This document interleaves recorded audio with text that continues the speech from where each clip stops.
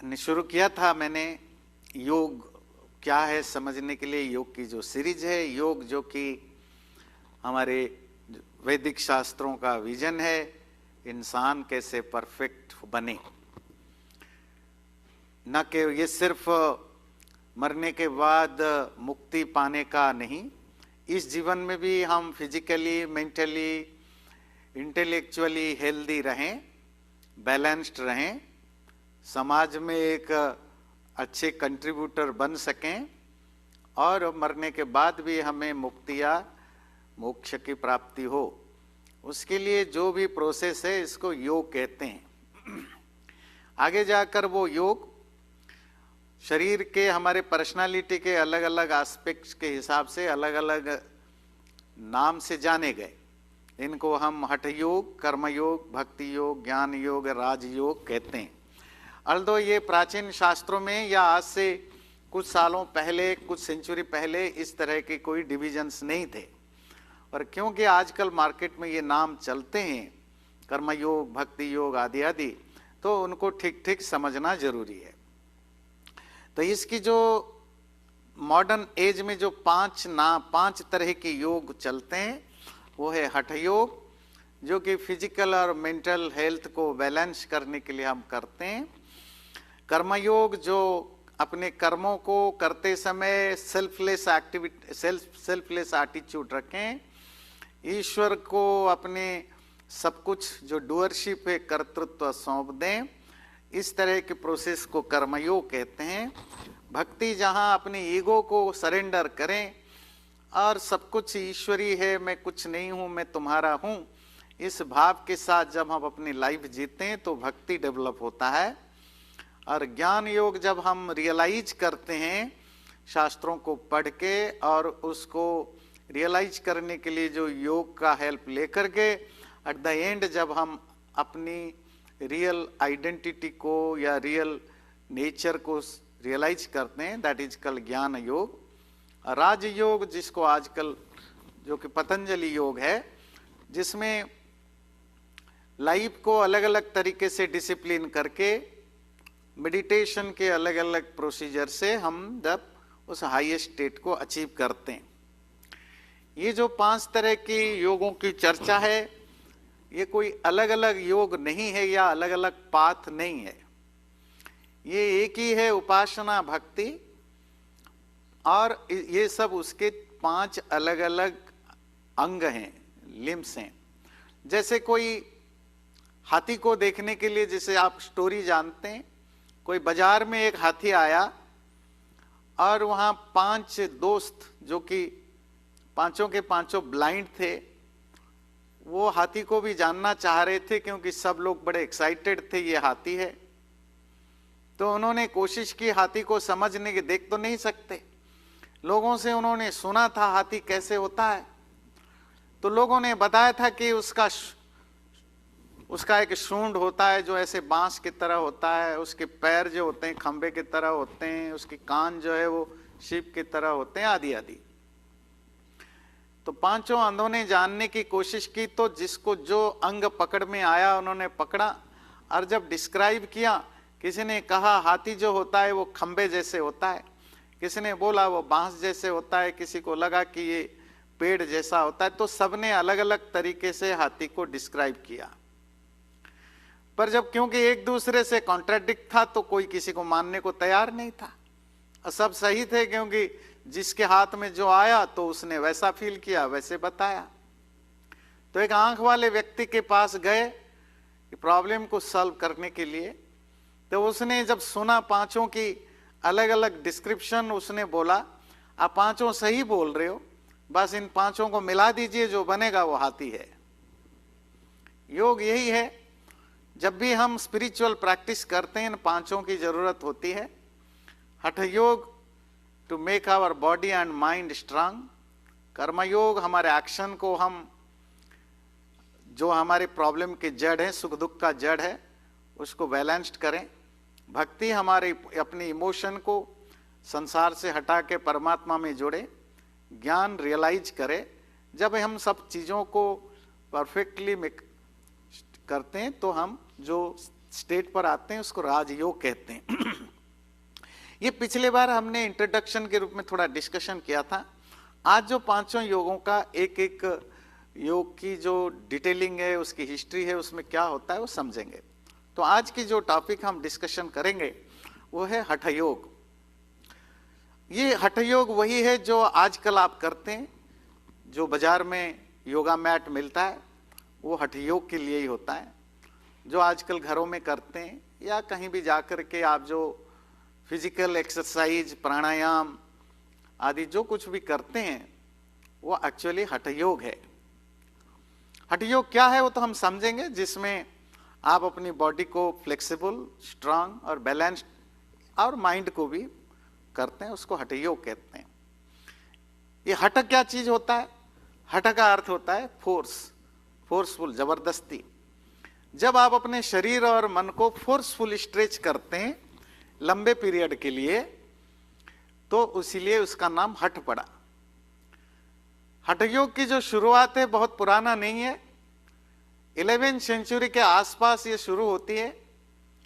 बौद्ध धर्म के जो अलग अलग ब्रांचेस हैं, तो बौद्ध धर्म का जो वज्रयान है, जो मोस्टली तिब्बत में पॉपुलर था, मतलब अभी भी है तिब्बती लोगों में, और उस वज्रयान सेक्ट का जो तंत्र, उन्हीं दिनों हमारे यहाँ और एक इंटरेस्टिंग चीज है, इंडियन सब कॉन्टिनेंट में तंत्र इवॉल्व होता है जो किसी धर्म से जुड़ा हुआ नहीं है।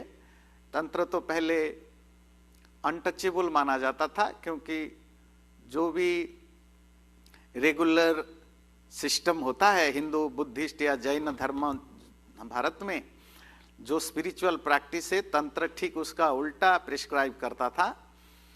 जैसे बाकी तीनों धर्मों में होता है कि आप स्पिरिचुअल बनने के लिए इंद्रियों को कंट्रोल करें, मन को कंट्रोल करें, खान पान शुद्ध रखे, और तंत्र ठीक उसकी रिवोल्ट, क्योंकि ये रिवोल्ट करके पैदा होता है, तो वो प्रिस्क्राइब करता था कि आप सेंसेस को जितना ज़्यादा एंजॉय करें, जितना सेक्स करें, मांस खाए, शराब पिए, भांग खाएं, गंजा खाए, ये सब वो प्रोमोट करता था। ऐसा नहीं कि अलाउ करता था, वो कहता था इसी से ही आपको स्पिरिचुअलिटी मिलेगी।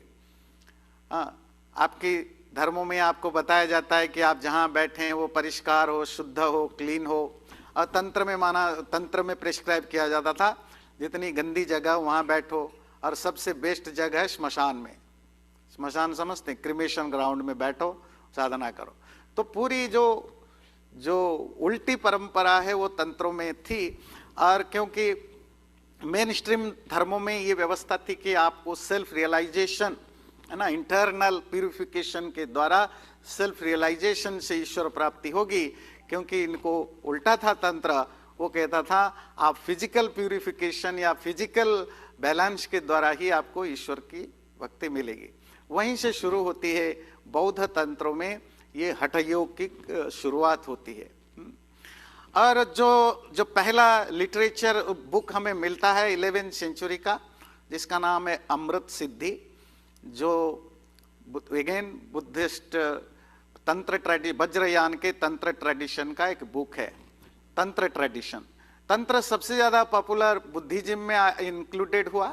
तंत्र एक इंडिविजुअल इंडिपेंडेंट सेक्ट है, वो किसी रिलीजन से जुड़ा हुआ नहीं होता है, पर क्योंकि मोस्टली जहाँ बलि प्रथा, मतलब पशुओं को मारना काटना होता है, तो वहाँ ये पॉपुलर हुआ। और सबसे ज़्यादा तिब्बत में इसकी पॉपुलैरिटी बढ़ी। उन दिनों तिब्बत में बौद्ध धर्म का जो वज्रयान सेक्ट है वो पॉपुलर था। तो इसी तरह वज्रयान की तंत्र ब्रांच में ये योग डेवलप होता है। जो पहला बुक हमें मिलता है अमृत सिद्धि। महात्मा बुद्ध के बारे में भी स्टोरी आती है कि उन्होंने शुरुआत में हठ योग की ही प्रैक्टिस की, रियलाइजेशन के लिए सालों लगाया। बहुत साल लगाने के बाद भी जब उनको कोई अचीवमेंट नहीं हुई तो उन्होंने फिर छोड़ा। फिर जो आज हम जानते हैं जो स्पिरिचुअल पाथ है, उसी को फॉलो करके उन्होंने एनलाइटनमेंट को प्राप्त किया। तो बौद्धों में भी जो स्पिरिचुअल पाथ फॉलो करने वाले नॉन तांत्रिक बुद्धिज्म है, वो हठ योग का फॉलो नहीं करते हैं, वह जो तांत्रिक परंपरा वाले वो हठ योग को करते हैं। तो जो पहला बुक हमें मिलता है वो अमृत सिद्धि के रूप में मिलता है। हिंदू ट्रेडिशन में ये शुरू होती है 11वीं सेंचुरी के आसपास ही, और इनकी जो हठ योग की जो फाउंडर और आगे की प्रमोट करने वाले जो सेक्ट है, इसको नाथ संप्रदाय कहते हैं। तो ये जो नाथ संप्रदाय है, उन्होंने हिंदू धर्म में ये जो बौद्धिक तंत्र के द्वारा एस्टैब्लिश जो योग है, हठ योग, वो उन्हीं के द्वारा हिंदू धर्म के साथ ये जुड़ने लगा। जो पहले आचार्य हैं मच्छिंद्रनाथ, जो कि गोरखनाथ जी के गुरु हैं। गोरखनाथ वही जिसके नाम पर गोरखपुर पड़ा है, जिसके नाम पर गोरखपुर मठ पड़ा है, गोरखनाथ मठ, जिसके आज के महंत मतलब जो head of the institution Yogi Adityanath ji हैं। तो आप कनेक्ट कर सकते हैं। तो वो जो मच्छिंद्रनाथ योगी बौद्ध ट्रेडिशन में भी और हिंदू ट्रेडिशन में भी, तंत्र ट्रेडिशन में भी, तीनों ट्रेडिशन में बड़े रेस्पेक्टफुल माने जाते हैं। जबकि नाथ संप्रदाय हिंदुओं में शैव ट्रेडिशन को फॉलो करते हैं, अर्थात वो शिव को ही परमात्मा मानते हैं। शैव ट्रेडिशन में सेक्ट में बहुत सारे सब सेक्ट हैं, जिनको पता नहीं उनके लिए मिडिएवल एज में हिंदुओं में 5 सेक्ट डेवलप हुए, 5 संप्रदाय, शैव, वैष्णव, गाणपत्य, कौमार और सौर। तो जो लोग शिव को ही परमात्मा समझते थे, मानने लगे, उनको शैव कहा गया। जो लोग विष्णु को ही परमात्मा मानने लगे, उनको वैष्णव कहा गया। जो गणपति गणेश को ही परमात्मा मानने लगे, उनको गाणपत्य कहा जाता था। जो शक्ति अर्थात दुर्गा पार्वती को ही परमात्मा मानने लगे, उनको शाक्त संप्रदाय कहा गया। और कौमार, जो लोग पार्वती की जो बड़े बेटे हैं कार्तिकेय, उनको परमात्मा मानने लगे, उनको कौमार कहा गया। इन 5 संप्रदायों के अलावा एक और संप्रदाय बाद में डेवलप हुआ, जिसको सौर संप्रदाय कहते हैं, अर्थात जो सूर्य को परमात्मा मानता था। तो मिडिएवल एज में मतलब 10th 11th सेंचुरी तक ये डेवलप हुए। तो 5 बेसिकली संप्रदाय। पर बात है कि आगे जाकर वो हर सेक्ट में बहुत सारे नए नए सेक्ट बन गए, सेक्ट का सबसेक्ट के और सेक्ट बन गए। जो अब ह्यूस्टन में बहुत सारे मंदिर वगैरह देखेंगे, वो देखेंगे एक सेक्ट के सबसेक्ट हैं। जैसे यहाँ बहुत सारे मंदिर हैं जो वैष्णव ट्रेडिशन के ही हैं, पर वो प्योर वैष्णवों में भी फिर वो रामानंदी संप्रदाय है, राधे कृष्ण संप्रदाय है, गौड़ीय संप्रदाय है, इस्कॉन संप्रदाय है, स्वामीनारायण संप्रदाय, ये कोई ओरिजिनल, ये संप्रदाय सेक्ट के सबसेक्ट के भी सबसेक्ट हैं। इसी तरह शैव ट्रेडिशन में भी बहुत सारे सेक्ट थे, उनमें एक सेक्ट डेवलप हुआ नाथ संप्रदाय या नाथ सेक्ट, जो योग को ही सब कुछ मानता था। योग मतलब यहाँ हठ योग को सब कुछ। हठ योग क्या है वो मैं अभी आपको डिस्कशन करूंगा। तो उनके जो पहले आचार्य हिंदू धर्म में जो बौद्ध धर्म से यहाँ आया, वो मच्छिंद्रनाथ, जिनके शिष्य हुए गोरखनाथ, जो गोरखपुर में जो गोरखनाथ मठ है उसके वो फाउंडर भी माने जाते हैं। तो यह वो शैव ट्रेडिशन के हुए, और वो 12th और 13th सेंचुरी के आसपास ये संप्रदाय शुरू होता है। और योगी मच्छिंद्रनाथ, उनको बुद्धिज्म में भी, शैव भी, तंत्र भी और योग में सब तरह के उनके फॉलोअर या उनको मानने वाले होते हैं। वही गोरखनाथ जो अपने योगी आदित्यनाथ जी के गुरु हैं, गुरुओं के गुरु हैं, वो मच्छिंद्रनाथ जी के शिष्य माने जाते हैं। और यहीं से नाथ संप्रदाय शुरू होता है। ये मैं नाथ संप्रदाय के बारे में इतना क्यों बताया, क्योंकि जो हठ योग आज आप करते हैं ये उन्हीं के थ्रू ही आप तक पहुंचा है। बाद में कैसे पॉपुलर हुआ हम उस पर डिस्कशन करेंगे। और उसके बाद जो योग आदि आज आप करते हैं, मतलब आसन वगैरह करते हैं, वो जिन बुक्स पर डिपेंड होता है, वो उसका मेन बुक है हठ योग प्रदीपिका, जो कि 15th सेंचुरी में स्वामी स्वात्माराम नामक एक सन्यासी हैं, उन्होंने लिखा। तो उन्होंने क्या किया, बौद्ध से स्टार्ट करके हिंदू धर्म तक जितने तरह के हठ योग में अलग अलग ब्रांचेस थे, उन सबको कंपाइल करके एक बहुत बड़ा बुक बनाया जिसको हठ योग प्रदीपिका कहते हैं, जिसमें आसन, प्राणायाम, मुद्रा, समाधि, जो मैं अभी बताऊंगा, आपको कंफ्यूज होने की जरूरत नहीं, ये डिटेल में डिस्कशन करेंगे। उसके बाद जो और फेमस हठ योग के बुक आए, घेरंड संहिता, शिव संगीता, गोरक्ष शतक, ये सब चीजें हठ योग से रिलेटेड चीजें हैं। और हठ योग वैसे सोसाइटी में इतनी पॉपुलर नहीं था। 18-19 सेंचुरी तक, ध्यान रखिए, इवन 20th सेंचुरी की शुरुआत तक इसकी पॉपुलैरिटी सिर्फ कुछ नाथ संप्रदायों में ही ये सब होता था, बाकी आम हिंदू या बौद्धों को बहुत ज्यादा इससे फर्क नहीं पड़ता था। भारत में या भारत के बाहर आम लोगों में ये हठ योग योग के रूप में पॉपुलर हुआ। 20th सेंचुरी से शुरू होती है इसकी पॉपुलैरिटी, जब ये हठ योग फिजिकल पोस्चर्स की रूप में एक जिम की सब्स्टिट्यूट के रूप में डेवलप हुआ, जिसका मेन गोल होता है फिटनेस या वेलबींग, जिसमें मेन गोल होता है। तो उस रूप में जब डेवलप हुआ और बहुत सारे योगा गुरुज आए पूरे भारत में, भारत के बाहर अमेरिका, यूरोप आदि में इसको पॉपुलर बनाया, तो इस तरह ये हठ योग आज के डेट में आप तक पहुंचा। और आज के डेट में बहुत से, जैसे अयंगर योग हैं, बहुत सारे और जो 1920th सेंचुरी में बड़े सारे हठ योग के गुरु आए, उन्होंने अपने अपने नए नए स्टाइल के आसन, प्राणायाम, मतलब जो फिजिकल एक्सरसाइज और ब्रीदिंग एक्सरसाइज डेवलप किया। और मॉडर्न डेज में ये आपके धीरेन्द्र ब्रह्मचारी, जो इंदिरा गांधी के समय इसको एलिट लोगों के अंदर पॉपुलर करने का क्रेडिट जाता है, और आजकल स्वामी रामदेव जी भी इसी को पॉपुलराइज करते हैं। ये वो पढ़ाते तो पतंजलि योग है, पर actually practically is promoting the हठ योग। तो ये है योग, हठ योग की एक छोटी सी हिस्ट्री। अब हम समझते हैं ये जो हठ योग है उसमें बेसिकली 7 चीजें हम करते हैं, उनको कहते हैं षटकर्म आसन। षटकर्म कहते हैं 6 ऐसे कर्म एक्ट जो बॉडी को क्लींस करता है, शोधन करता है, क्लीन करता है। आसन जो फिजिकल पोस्चर से, जिससे आपकी बॉडी स्ट्रांग बने, फ्लेक्सिबिलिटी और स्टेबिलिटी आए। प्राणायाम ब्रेथ कंट्रोल। देखिए जो स्पिरिचुअल प्राणायाम है बिल्कुल अलग है, जो हम पढ़ेंगे जब हम राजयोग की डिस्कशन करेंगे, पतंजलि योग, उसमें जानेंगे। हठ योग में जो प्राणायाम के तरीका और प्राणायाम की ऑब्जेक्टिव ये अलग है। जो स्पिरिचुअल योग में जो प्राणायाम की तरीका और उसकी पर्पस 2 अलग अलग हैं।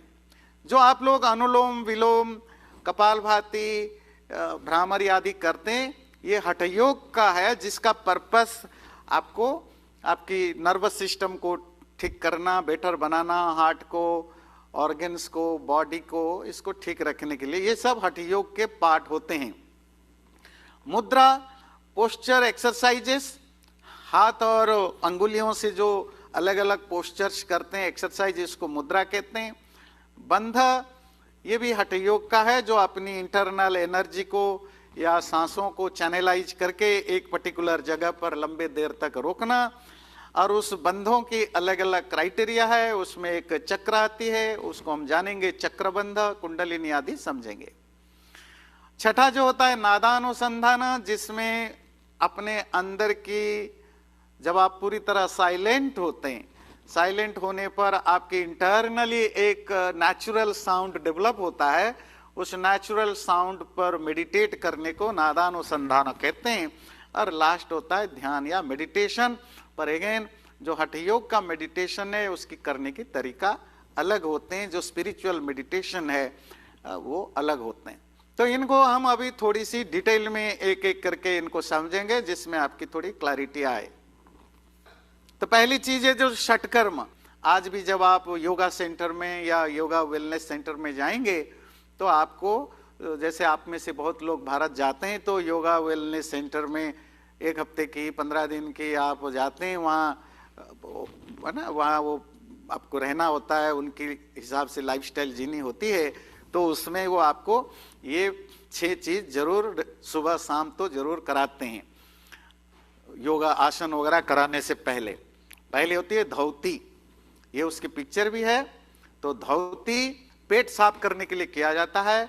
उसके लिए एक प्रॉपर टाइप की कॉटन कपड़ा होता है, उसको चबा के निगलना होता है। वो आपको गाइड करते हैं कि बहुत लंबी होती है, कितने मीटर की है ना, 10 मीटर 15 मीटर ऐसी लंबी, उसको ज़रा चबा के निगलना होता है, फिर उसको निकालना होता है। उसे आपकी पेट और जो अंतेड़ियां हैं उनको साफ करने के लिए हेल्प करता है, डाइजेस्टिव सिस्टम को।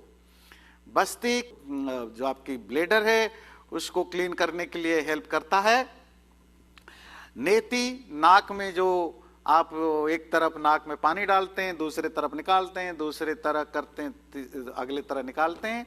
ये तो पानी तो आसान है, इसके भी बहुत सारे लेवल है। फिर उसके एक पर्टिकुलर धागा है, वो स्ट्रिंग, वो स्ट्रिंग से भी आप एक इधर से लेके इधर से, नाक से लेकर मुंह से, तो इससे आपकी जो पूरी रेस्पिरेटरी सिस्टम है उसको क्लीन करने में हेल्प करता है नेति।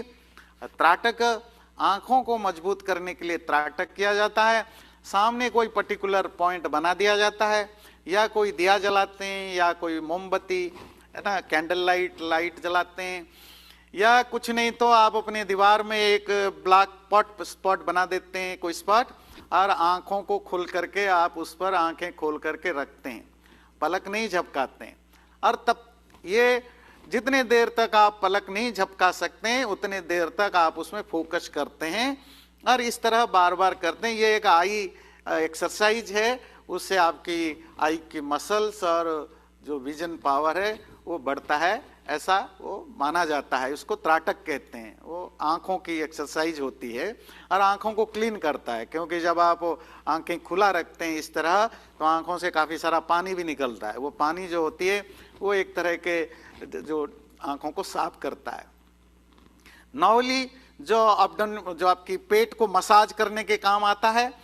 ये देखिए, ये जो अगर पिक्चर दिखता है तो थर्ड वन है, ये ऊपर से थर्ड वन,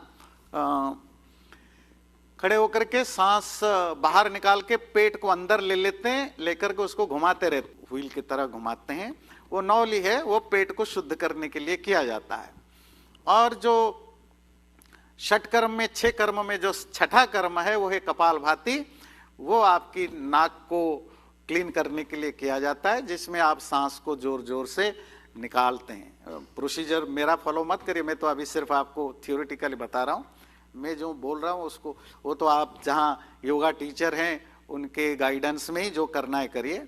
यहाँ सिर्फ मैं आपको एक थोड़ी आइडिया देता हूँ, है ना।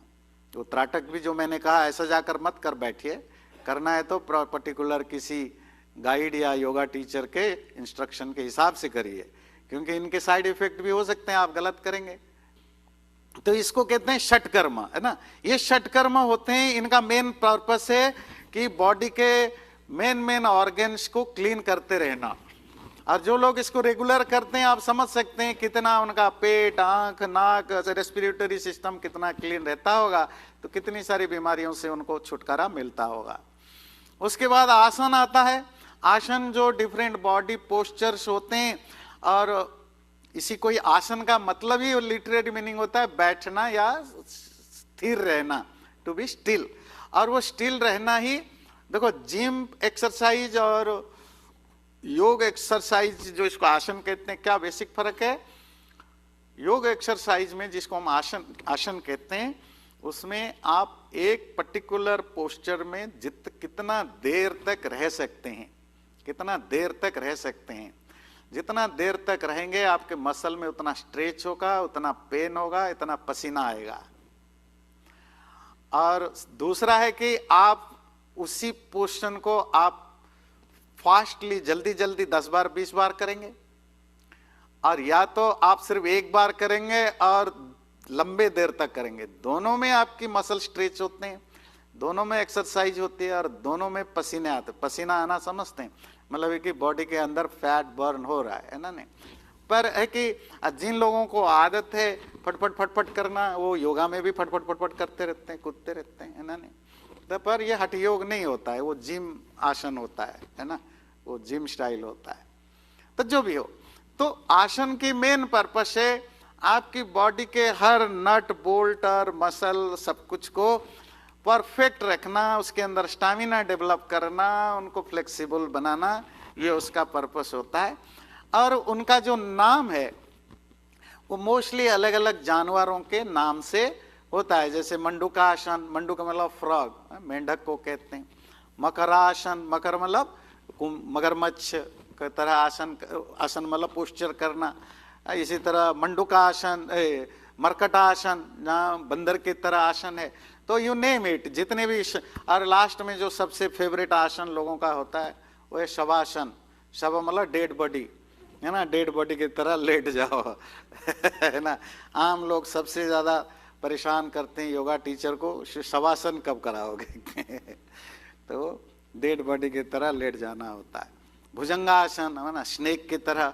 तो इवन आपको पता होनी चाहिए, ये सिर्फ एनिमल्स के नहीं, हम लोग सब जब बच्चे होते थे या कोई भी बच्चा, वो इतने सारे पोस्चर करता है और वो हर पोस्चर फिजिकली फिटनेस के लिए जरूरी है, जिसको आगे जाकर हमें सीखना पड़ता है। और बच्चे नेचुरली वो सब करते हैं।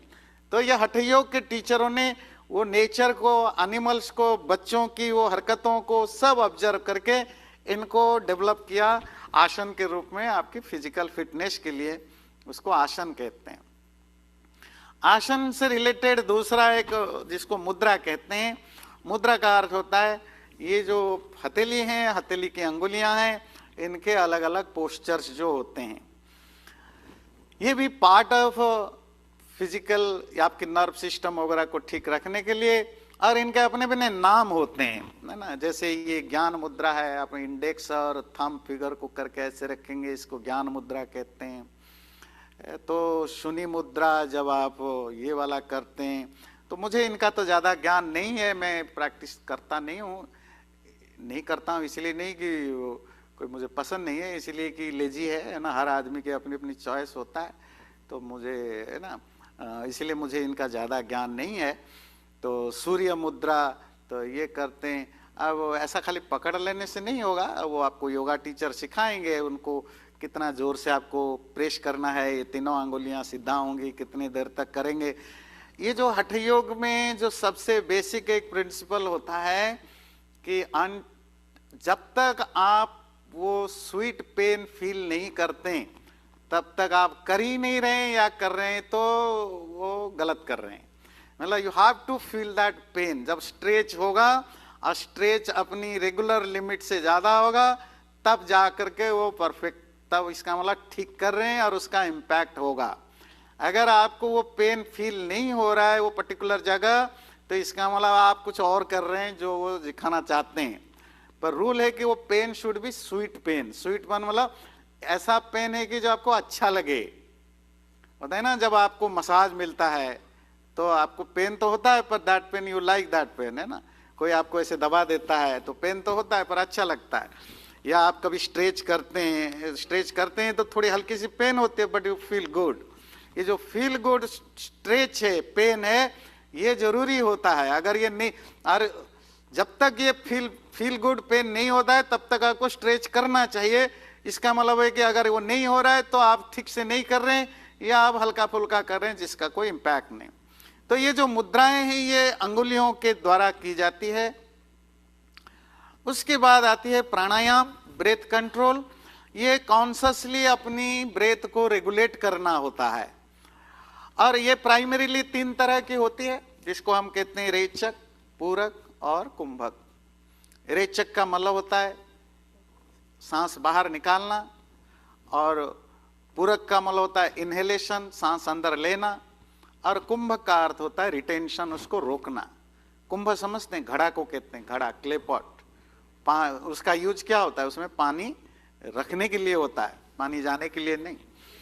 तो पानी को, सांस को रोकना, सांस को अंदर लेना, सांस को बाहर छोड़ना और रोकना, ये 3 तरह की चीजें होती हैं प्राणायाम में। पर बात 3 की नहीं, प्राणायाम तो 50 तरह के प्राणायाम है। तो कैसे सांस को लें, कितने फोर्सफुली लें, कितनी फोर्सफुली छोड़ें, ये जो उसके अलग अलग जो डायमेंशन है इसके बेस पर अलग अलग टाइप के प्राणायाम है और उनका इम्पैक्ट भी अलग अलग होता है। जैसे जो पॉपुलर 3-4 प्राणायाम आजकल सब करते हैं, अनुलोम विलोम, तो आप एक नाक से सांस लेते हैं, दूसरे नाक से छोड़ते हैं, है ना, दूसरे नाक से लेते हैं, तीसरे पहले से छोड़ते हैं। ये एक टाइप ऑफ प्राणायाम है। सांसों को तो आप नॉर्मल ले सकते हैं, पर जब आप ऐसे अल्टरनेट करके करते हैं तो उसका अपना बेनिफिट होता है। और एक बड़े इंटरेस्टिंग, ये हठ योग पूरे वेस्टर्न मेडिकल साइंस में उन्होंने इसको डाइजेस्ट कर लिया है। पता है कि नहीं? डाइजेशन समझते हैं? जब आप बिना क्रेडिट दिए कोई चीज अपना बना लेते हो उसको डाइजेशन कहते हैं, है ना। जैसे आप खाना खाते हो ना, तो वो आप गोभी खाया, मूली खाया, चावल खाया, उसे बाहर है, जब आपके पेट में गया अब कुछ नहीं है, डाइजेस्ट हो गया तो एनर्जी हो गई, ब्लड हो गया, फैट हो गया, ना वहाँ गोभी बचता है ना टमाटर बचता है, कुछ वो गोभी टमाटर आलू बैंगन जो आपको पसंद है सब यहीं तक रहता है। उसके बाद तो जब डाइजेस्ट हो गया सब खत्म। इसी तरह आपको पता है वेस्टर्न जो कल्चर है, they are very expert to digest other cultures. हम तो खुश होते हैं, देखो गोरे लोग ये करते हैं, वो नहीं करते हैं, वो धीरे धीरे उसको डाइजेस्ट करते हैं, उसका हिंदू नाम हटा देते हैं, हिंदू रेफरेंस हटा करके 10, 20, 50 साल के बाद अपने नाम पर बेचते हैं। तो जिनको ब्लड प्रेशर वगैरह होता है उनको डॉक्टर प्रिस्क्राइब करते हैं अल्टरनेट ब्रीदिंग करो। ये अल्टरनेट ब्रीदिंग क्या होता है? अनुलोम विलोम होता है। और वो कहेंगे ये हमारा वेस्टर्न मेडिकल साइंस की डेवलप है, वो कभी नहीं देंगे क्रेडिट आपको। सारा मेडिटेशन उन्होंने डाइजेस्ट कर लिया है ना वेस्टर्न मेडिकल साइंस वालों ने भी। और हम भी कम नहीं है, हम भी प्राउडली वो अंग्रेजी वर्ड यूज करके बोलते हैं ये करो। भाई तुम्हारी चीज तुम्हें बेच के तुम्हारा फायदा उठाते हैं। तुम जब तक उसको अपने नाम से नहीं बोलोगे वो तो तुम्हें ही बेच रहे हैं, तुम्हारी चीजें तुमसे खरीद के तुम्हें बेच रहे हैं। और तुमसे खरीदा नहीं, फ्री में लिया है, और तुम्हें ही बेच रहे हैं, और तुम प्राउडली उनका सेल्समैन बन के घूमते हो, है ना। नहीं, अपने वर्ड का नाम याद रखना बड़ा जरूरी होता है। जो भी हो, तो ये जो हठ योग के अलग अलग तरीके के प्राणायाम है, कपालभाति। तो कपालभाति सांस को आप कितने जोर से बाहर फेंकते हो, लेते हो आराम से, फेंकते हो जोर से। तो ये जो अलग अलग टाइप के प्राणायाम है, सांसों को कंट्रोल करना, रेगुलेट करना और रिटेन करना, इसके हिसाब से आप कितने देर तक अंदर रोकते हो, कितने देर तक बाहर रोकते हो, तो उसके हिसाब से जो योगा एक्सपर्ट हैं उन्होंने उनको अलग अलग टाइप का बनाया। और इसकी जो भी हेल्थ के रिलेटेड बेनिफिट आपको मिलता है, और ये आजकल वेल डॉक्यूमेंटेड है, रिसर्च है कि इनके बड़े फायदे होते हैं। पर ध्यान रखिए, जो प्राणायाम हठ योग के हैं, जो हेल्थ और वेलनेस के लिए बेनिफिशियरी है, वो स्पिरिचुअल प्राणायाम में, स्पिरिचुअलिटी में या स्पिरिचुअल योग में इसकी जीरो यूज होता है ना। जो स्पिरिचुअल प्रैक्टिस है उसके प्राणायाम अलग होते हैं। वो आप पतंजलि योग में आप पढ़ते हैं, उसमें बाह्य, आभ्यंतर, स्तंभ आदि आदि, वो अलग है। ये हठ योग की प्राणायाम, क्योंकि इनके ऑब्जेक्टिव अलग है और उनके करने की तरीका अलग है। जो स्पिरिचुअल योग है उनकी ऑब्जेक्टिव अलग है, उनके करने की तरीका अलग है। और ये जो प्रत्येक ब्रीदिंग एक्सरसाइज हम करते हैं, ये उसकी टाइम लेंथ, उसकी पोस्चर, वो कौन से टारगेटेड मसल एक्सरसाइज, इससे कनेक्ट करके किया जाता है। क्योंकि इसका पर्पस आज की डेट में मेन पर्पस है आपकी नर्वस सिस्टम को ठीक रखना, आपकी बॉडी, माइंड। और प्राणायाम बहुत बेनिफिशियल होता है, इवन मेंटल इश्यूज के लिए भी बहुत बेनिफिशियल होता है। अगला जो होता है बंध। बंध का अर्थ होता है जब फोर्सफुली आप अपनी एनर्जी मतलब वाइटलिटी को, सांस को किसी एक बॉडी के अलग अलग द्वारा चैनलाइज किया जाता है, रोक करके। कुंभक का मतलब ही होता है सांसों को रिटेन करना, फोर्सफुली रिटेन करना, और वो रिटेंशन की जो प्लेस है उस प्लेस को बंध कहा जाता है ना। आप यहाँ रुकते हैं, कोई यहाँ रुकते हैं, कहीं यहाँ रुकते हैं, नाभि के पास, कभी मलद्वार के पास। ये जो अलग अलग प्लेस हैं जहाँ सांस को रोक दिया जाता है उसी को बंध कहते हैं। और अलग अलग तरह के बंध होते हैं, जो उड्डयन बंध, जलंधर बंध, मूल बंध आदि, इनके अलग अलग बंध होते हैं। ये जो सांसों को शरीर के अलग अलग बॉडी पार्ट में रोक लेना, लंबे देर तक रोकना, ये बंध, और उसका एक हायर स्टेज होता है जिसको चक्र कहते हैं। ये सब ध्यान रखिए, ये सब हठ योग से रिलेटेड है, तंत्र से रिलेटेड है। तो शरीर के ऊपर से अपना सर से लेकर के आपकी कमर तक अलग अलग जहाँ नर्व सिस्टम का है, सहस्रार, आज्ञा चक्र जो आपकी यहाँ ये फोरहेड में, फिर विशुद्ध चक्र आपकी गर्दन के पास, फिर अनाहत जो आपकी यहाँ पर होता है, मणिपुर आपकी कोहनी के पास होता है, स्वाधिष्ठान आपकी नाभि जो बेली बटन के पास, और मूलाधार जो आपकी मलद्वार है तो उसके पास होता है। और यहीं से आपकी कुंडलिनी आदि जागरण का भी इसी से रिलेटेड वो चीजें, ये चक्रों से कनेक्टेड वो होती हैं। अगला जो है नादानुसंधान, जो हठ योग का 5वां टॉपिक है, 6ठा टॉपिक है। नाद कहते हैं साउंड को, साउंड को अनुसंधान करना, फॉलो करना। अनुसंधान कहते हैं टू फॉलो, साउंड को फॉलो करना। तो कौन सी साउंड? जब आप बिल्कुल एक अकेले जगह पर बैठते हैं जहाँ किसी तरह की एक्सटर्नल कोई साउंड ना हो, इंक्लूडिंग जो आपकी फैन चलता है या एयर कंडीशन चलता है वो भी ना हो, बिल्कुल साउंड प्रूफ चीजें। और उसमें लोग ऐसे चीजें के लिए गुफाओं में चले जाते थे प्राचीन काल में, गुफा वगैरह में, जहाँ किसी तरह के एक्सटर्नल कोई साउंड नहीं होता था, और उसमें आप शांत होकर बैठते हैं पर्टिकुलर आसन में जिसमें आप कंफर्टेबल हैं। फिर क्या करते हैं, जब आप शांत हो जाते हैं, आपको पता है जब आप बिल्कुल पिन ड्रॉप साइलेंस में होते हैं, आपकी सांसों की भी आवाज आपको सुनाई देती है ना। अभी देखिए आप 1 मिनट के लिए, हमने 1 सेकंड के लिए चुप हो गए,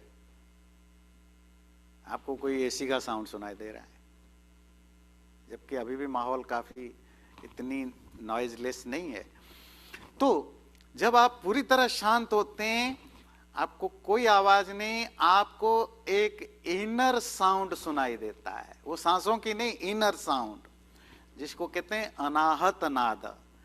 नाद या साउंड नॉर्मली तब होता है कभी दो चीजें एक दूसरे से टकराते हैं ना। इवन आप बोलते भी है ना, आपकी जीभ, आपकी जो जो जो एयर है वो पास करता है, वो कहीं ना किसी को टच करता है। तो कोई टच करना या एक दूसरे को कनेक्ट करने से साउंड निकलता है। अनाहत का मतलब होता है ऐसा साउंड जो किसी के साथ कोई टकराव नहीं, मतलब नेचुरली जो आपके अंदर से होता है। और वो तब होता है जब आप एक्सट्रीमली साइलेंस मोड में जाते हैं, और उस साउंड पर फोकस करना वो हेल्प करता है आपके मेंटल डिसिप्लिन के लिए, मेडिटेशन का प्राइमरी स्टेज के लिए ये आपको हेल्प करता है। इसी को कहते हैं नादानुसंधान और concentration on your inner sound. और उसके बाद होता है ध्यान या मेडिटेशन। मेडिटेशन के भी बहुत सारे तरीके होते हैं, बहुत प्रकार के मेडिटेशन होते हैं। Again because of their objectives are different, that's how that there are different types of meditation. हर मेडिटेशन रियलाइजेशन नहीं कराता, कोई भी मेडिटेशन में बैठे उसका कोई स्पिरिचुअलिटी से लेन देन नहीं होता है ना। तो मेडिटेशन, स्पिरिचुअल मेडिटेशन एक अलग चीज है। मेडिटेशन के बहुत सारे पर्पस होते हैं।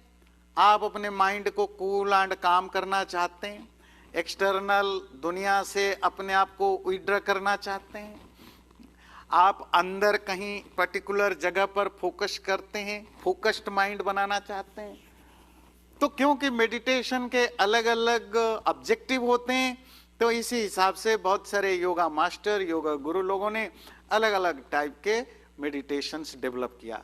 लेकिन जो आज मैंने आपको हठ योग की जो डिस्क्रिप्शन दे रहा हूं, इनका स्पिरिचुअलिटी से कोई डायरेक्ट कनेक्शन नहीं है। इनका ज्यादा कनेक्शन है फिजिकल, मेंटल और इंटेलेक्चुअल हेल्थ से और माइंड को कूल एंड काम करने से।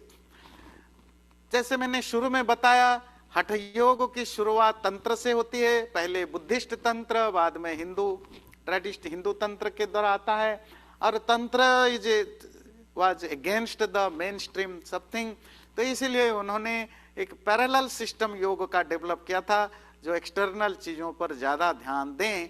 मतलब आपकी बॉडी, एक्सटर्नल जब कहते हैं, माइंड और ब्रेन भी एक्सटर्नल ही माना जाता है स्पिरिचुअल कॉन्सेप्ट में। तो वो एक्सटर्नल प्रैक्टिस के द्वारा वहां पहुंचे।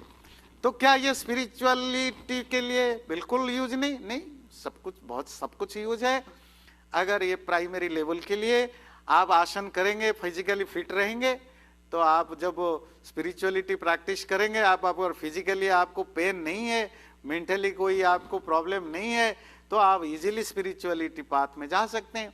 अगर आप फिजिकली कमजोर हैं, आपको 50 जगह दर्द है, मन में आपके 50 तरह के डिस्ट्रैक्शन है, तो कहाँ आप स्पिरिचुअल प्रैक्टिस करेंगे।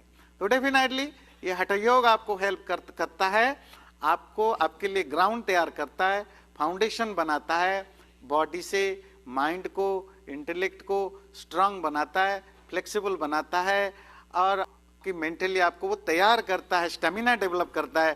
ध्यान रखिए, स्पिरिचुअलिटी कोई आजकल जो बाजार में बिकता है वो नहीं है। स्पिरिचुअलिटी के लिए you need lots of will power, strength, courage. Commando से ज़्यादा कम यहाँ जरूरत नहीं होती है। यहाँ ठीक है, आप फिजिकल कोई श्रम नहीं करते हैं, पर वो इंटरनल जो स्ट्रगल है तो सो स्ट्रांग, इसमें आपको बहुत कुछ करना पड़ता है। और हठ योग इसके लिए आपको प्रिपेयर करता है उस स्टेज पर जाने के लिए। तो ये कुछ हठ योग से रिलेटेड बेसिक इसकी हिस्ट्री और कुछ जानकारियां आपको दी। हठ योग आज हमने जाना, अगले बार कर्म, भक्ति, फिर ज्ञान, इनकी चर्चा करेंगे। लास्ट में जिसको राजयोग कहते हैं